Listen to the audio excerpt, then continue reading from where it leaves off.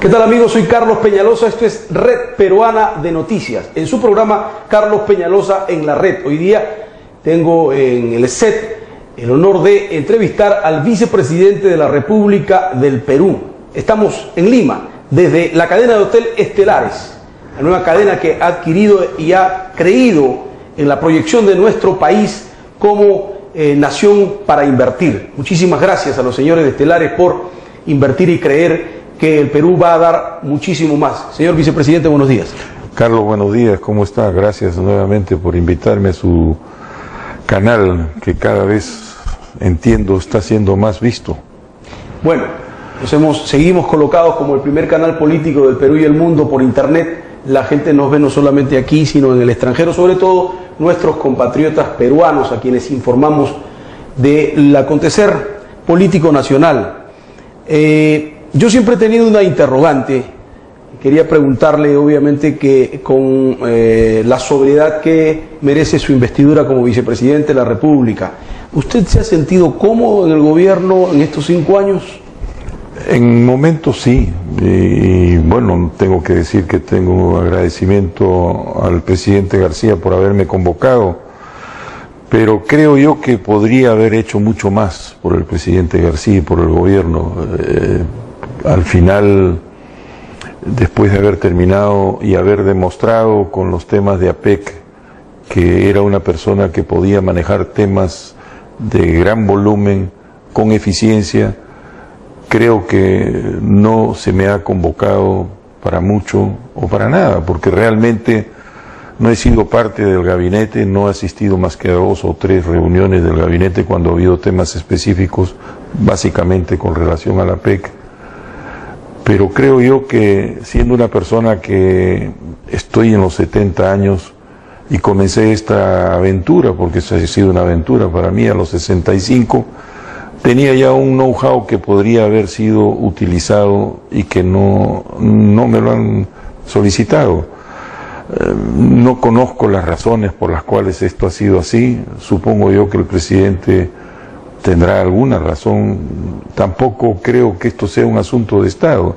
Ya terminó, me voy a mi casa, pero yo siento que he podido dar mucho más por el Perú, que he podido representarlo más, que he podido sacar más provecho de esto, y sobre todo algo muy importante que fue el leitmotiv de mi ingreso dentro del gobierno. Yo pretendí, quizás ilusamente, cambiar la situación de los últimos 80 años entre las Fuerzas Armadas y el partido aprista. Soy convencido de que este país tiene que entrar en una etapa de reconciliación, pero no podríamos reconciliarnos con Sendero Luminoso sin hacer una comparación entre uno y otro, pero si antes nos reconciliamos con algo que venimos arrastrando desde el año 1933. Es por eso que yo hice todo el esfuerzo para que el gobierno mostrara una cara amable con la Fuerza Armada y lográsemos que la Fuerza Armada, que siempre ha sido un opositor acérrimo al APRA, no se olvide que hasta el año 1979 había una romería obligatoria al Panteón del Ángel para recordar los caídos en el cuartel O'Donovan en el año 33. Creo que era el 9 de julio justamente, no hace mucho pasado, y han reeditado en alguna forma muy simple, algunos cabezas calientes han ido nuevamente a hacer esta romería, pero yo tenía la esperanza de que esto pudiera terminar, por eso le pedí al presidente que lo pusiera en su plan de gobierno, y al final creo que lo que pudo haber hecho con la mano se ha borrado con el codo, ¿no? Con esta última ley. Obviamente hacer mucho más por un enlace productivo, llamémosle así, entre las Fuerzas Armadas. ¿Usted está incluyendo usted ahí en las Fuerzas Armadas y policiales o solamente las Fuerzas Armadas? No, yo no me quiero irrogar la representatividad ni de las Fuerzas Armadas y menos de la Policía Nacional. Yo soy Luis Gianpietri, vicealmirante en retiro, y como tal respondo por lo que digo y por lo que hago. Si alguien quiere sumarse a mis ideas, en buena hora. Pero cuando hablo de Fuerzas Armadas también incluyo definitivamente a la Policía Nacional, ¿no? Vicepresidente, ¿cuánto se ha hecho en este gobierno a favor de las Fuerzas Armadas? Yo diría que ha sido el tema del núcleo básico, ha sido un tema interesante, pero no comprendía la gran cantidad de activos que se requerían para la Fuerza Armada. No ha comprendido una remodelación del sistema. La Fuerza Armada necesita ser remodelada. Hoy en día hay equipos en el mercado que, si bien es cierto tienen un costo alto, disminuyen grandemente el empleo de personal. Inclusive hay aviones que vuelan solos y que bombardean solos y que hacen operaciones solas. Entonces, creo yo que el costo de vida entonces cero. Es cero. Y esto tendría que haber, la modernidad va a llevar en el tiempo a la reducción de las Fuerzas Armadas. Se habla de reducción, pero la reducción es difícil hacerlo con el equipamiento que tenemos ahora, y menos con el equipamiento tan obsoleto. Porque el mantenimiento es mucho más caro. Es mucho más caro, por un lado. El número de personas que se necesitan es mucho más. Un crucero grande de los nuestros podría haber utilizado 600, 800 hombres. Con el mismo poder de fuego, una fragata de las nuestras, que es mucho más moderna, no tan moderna, pero es mucho más moderna, funciona con 150, 160 hombres. Entonces el costo del personal aquí como que no tuviera un efecto. En otros países es por esa razón que dan los buques de baja. Las Lupo, por ejemplo, que hemos recibido de Italia, no las dieron de baja porque fueran malas las Lupo, sino porque salió la Maestrale, que es un buque más grande, más potente, pero con la mitad de la gente a bordo, porque el resto está automatizado. O sea, no se puede pensar en reducir una Fuerza Armada si no se piensa en modernizarla. Habría, justamente esa era la pregunta que le iba a hacer, porcentualmente, ¿cuánto se ha modernizado nuestras Fuerzas Armadas? Yo diría que muy poco. Yo diría que muy poco. Nuestro poder combatiente relativo sigue siendo muy bajo. Yo diría que peligrosamente bajo.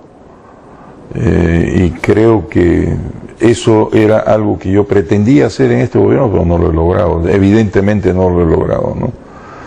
Creo que por ahí viene la pregunta que tú me hiciste inicialmente, si estaba yo satisfecho. Realmente no, yo me siento frustrado por no haber podido lograr. Probablemente no gusten mis declaraciones, bueno, pero creo que hay dos aspectos en lo que usted está diciendo: el no haberlo podido lograr o el que no le hayan permitido accesar para lograrlo. Una cosa va amarrada con la otra, ¿no? Una cosa va amarrada con la otra, no es cuestión de que yo quiera hacer, sino que es lo que pueda hacer. Así es. Y esto creo yo que han habido los medios, el país tiene que pensar en el futuro. Creo que el presidente electo tiene un deber para con el pueblo, por lo menos darle una capacidad disuasiva a la Fuerza Armada, modernizar las escuelas, modernizar los buques, reemplazar personal y sacar mucha gente, porque realmente parte del problema que tenemos ahora es la gran cantidad de personal que se requiere para servir, cuando hoy en día, como decía al principio, ese personal puede ser reemplazado por mucha tecnología, ¿no? Ahora bien, dentro de todo este contexto, obviamente usted como vicealmirante, como un hombre de carrera de la Marina y con toda esa experiencia que usted tiene, definitivamente, ¿cree usted que el presidente electo que viene debería de comandar más de cerca con las Fuerzas Armadas?